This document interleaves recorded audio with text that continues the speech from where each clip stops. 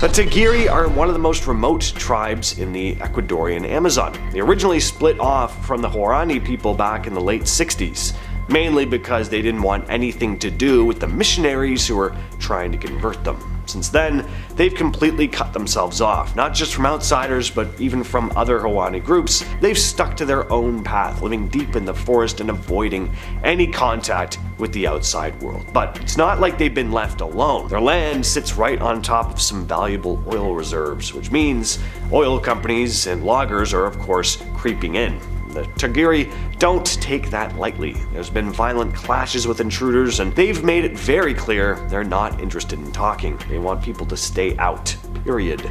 No one knows exactly how many are left, but it's estimated there are only about 20 to 30. The Yanomami people are one of the largest uncontacted tribes in the world, living in the remote borderlands between Brazil and Venezuela. This is a pretty large group. There are around 35,000, so they're no strangers to contact with the outside, but there are still a handful of smaller groups that are still very isolated. Fortunately, the tribe's land is in an area where there's lots of gold to be mined, so you can see where this is going. For decades, miners have been encroaching on their territory. The consequences have been pretty disastrous for the tribe. Illegal gold miners have brought with them diseases like malaria, which have devastated the tribe's population. There have also been cases where miners have resorted to violence to force them off their land. Back in 2019, the Brazilian government said that they were thinking about opening up Yanomami land for mining, which would have been a total disaster for them. It would have meant more outsiders showing up, bringing diseases, violence,